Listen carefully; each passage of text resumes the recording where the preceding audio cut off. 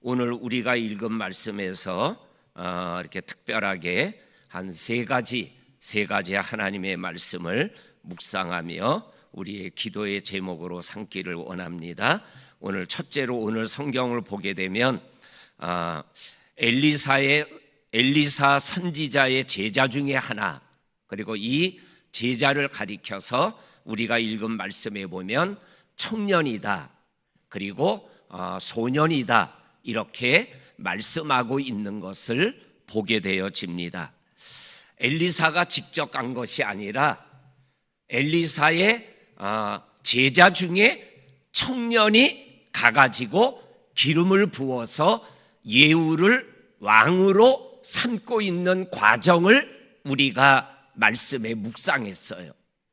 그리고 오늘 우리가 읽은 말씀대로 예후가 그것을 받아들이고, 그리고 예후의 말을 들었던 함께 나라를 위하여 전쟁에서 목숨을 걸었던 다른 군인들도 그 말을 받아들여서 나팔을 불면서 예후가 왕이다, 이렇게 마무리 지어지고 있는 말씀을 우리들이 받았어요.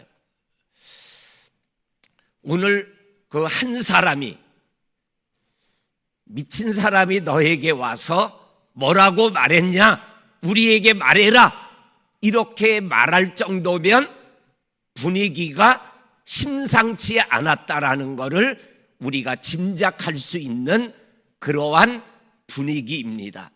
그런데 어떻든 결과적으로 하나님이 말씀한 대로 예후가 요람이라는 왕이 살아있는데 군인들에 의해서 왕으로 추대되는 장면을 우리들이 보게 되어집니다. 여기에서 우리가 조금 더 묵상할 말씀이 어떠한 말씀이냐면, 엘리사가 직접 간 것도 아니에요. 그리고 제자가 갔어요. 그리고 청년이 갔어요. 그리고 군인들의 눈에는 갑자기 와가지고 예후가 누구냐, 그리고 예후와 함께 나가가지고 잠깐 무슨 일이 있더니 들어왔어요. 그 군인의 눈에는 이 청년이 밑도 끝도 없이 찾아와서 행동하는 게 미친 사람처럼 보였다라는 거죠. 이 말씀을 묵상하다가 신학교 때 교수님과 함께 수업 시간에 나왔던 교수님의 질문이 기억이 났어요. 신학교를 졸업하고 그리고 정식으로 목사 안수를 받고 목회를 시작했는데, 이 목사님에게 좀 문제가 일어나게 됐다. 그래서 교회에서 그 목사님이 신뢰를 받지 못하고 어렵게 목회를 하고 있는 중에 어린이 주일을 맞이해서 유아 세례를 베풀게 되었다.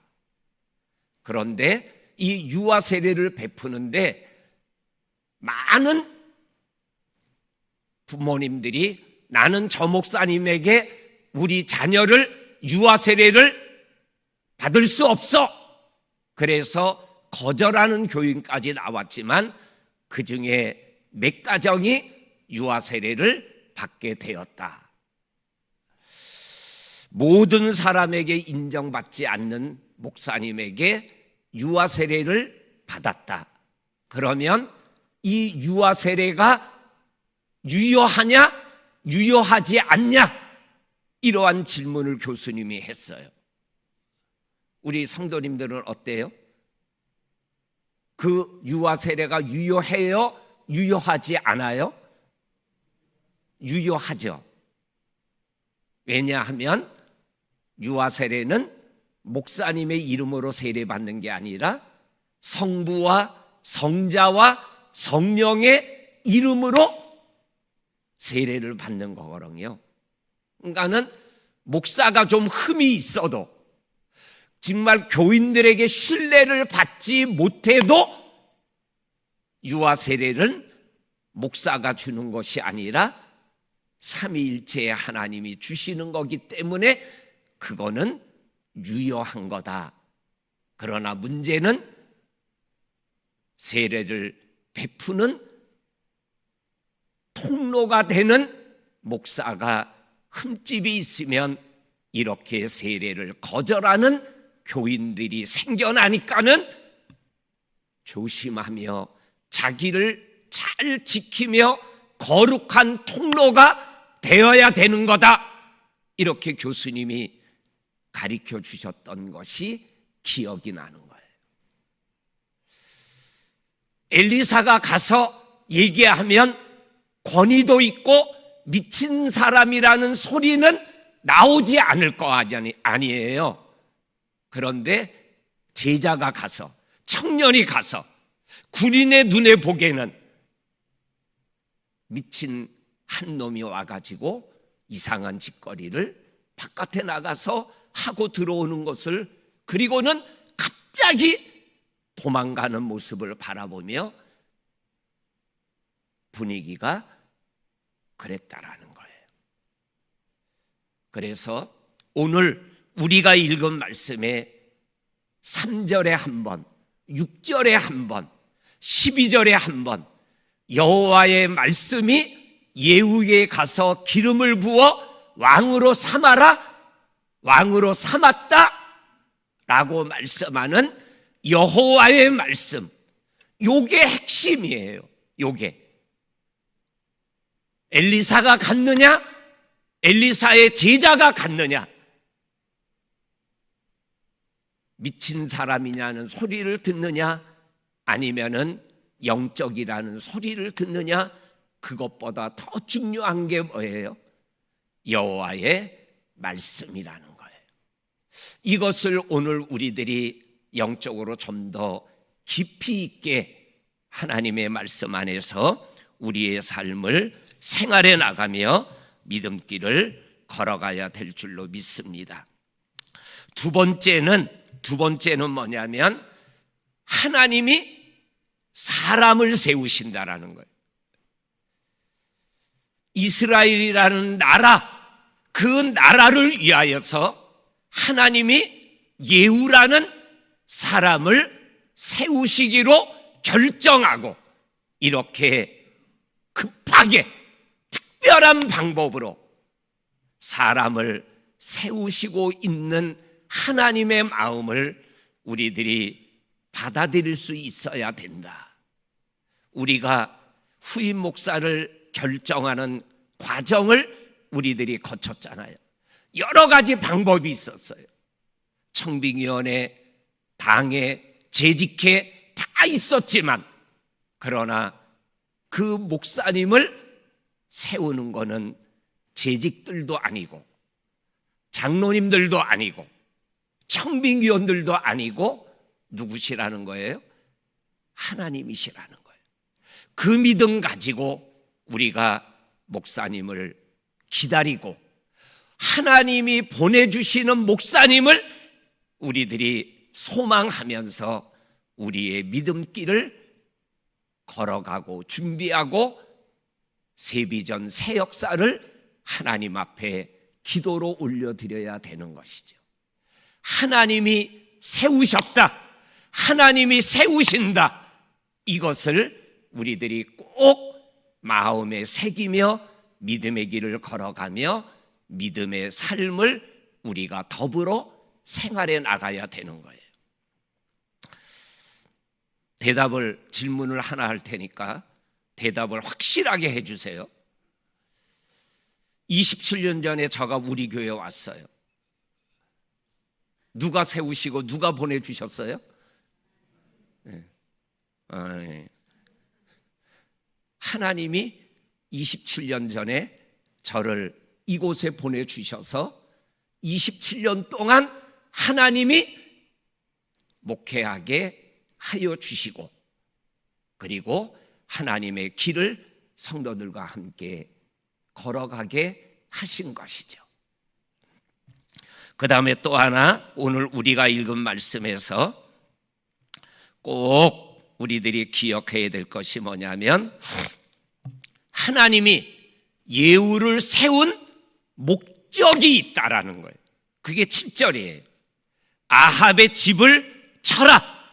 그리고 선지자들의 피, 여호와의 종들의 피를 이세벨에게 갚아주겠다. 근데 그 일을 위하여 내가 예후를 세우는 거다. 그리고 8절에 아합의 온 집은 멸하리라. 그에게 속한 모든 남자는 다 멸절될 것이다. 그리고 내일과 모레 이틀 동안 그 아합의 집과 이세벨이 어떻게 죽어져 나가는가를 우리에게 너무나 잔인하지만 실제적으로 말씀하여 주고 계셔요. 하나님이 세우시면 그 세우는 목적이 반드시 있다라는 거예요. 그러면 하나님이 그 목적을 그 하나님이 세운 그분과 함께 이루어 가신다라는 거예요. 우리 성도님들, 오늘 하나님께서 엘리사를 통해서, 엘리사의 제자를 통해서 예후를 왕으로 기름 부어주고, 그리고 또한 기름 부음을 받은 예후가 하나님이 자기를 세우신 목적을 확실하게 이루어 가는 모습을 성경이 우리들에게 말씀하여 주고 계셔요.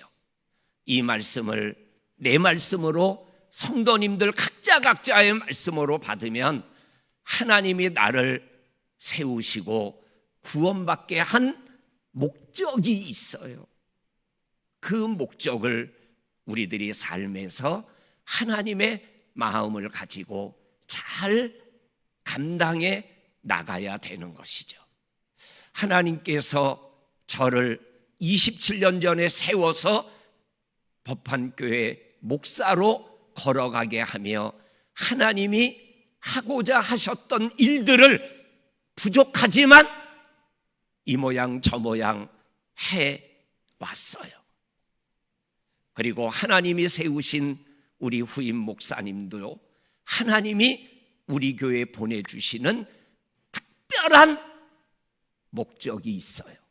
그 목적을 하나님이 이루어 가시는 그러한 특별한 은혜를 우리들이 기대하며 함께 하나님의 영광을 위하여 걸어가고 달려갈 수 있도록 우리들이 기도를 모으고 믿음을 모으고 마음을 모아야 되는 거죠. 그리고 한 가지 조금 더 우리가 이 말씀에서 묵상할 말씀은, 오늘 성경에 보면 아합에게 속한 모든 남자는 멸절되었다, 이렇게 기록되어 있어요. 그래서 내가 누구에게 속해 있느냐, 이거는 굉장히 중요합니다. 아합에게 속하면 죽는 거예요.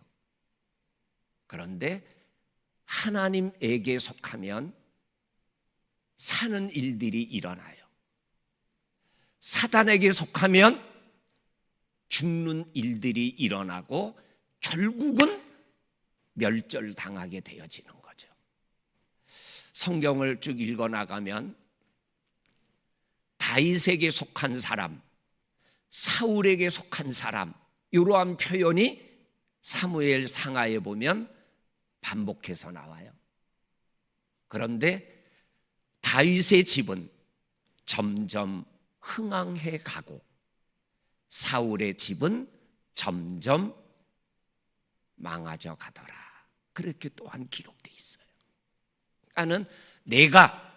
나는 어디에게, 누구에게 속해 있느냐, 이것을 우리들이 또 이 새벽 하나님 앞에서 나를 바라보면서 믿음의 길을 걸어가며 하나님께 속한 자의 삶을 살아가며 하늘의 복과 땅의 복을 누리는 우리 귀한 성도님들이 될 수 있기를 주의 이름으로 간절히 축원합니다. 아멘.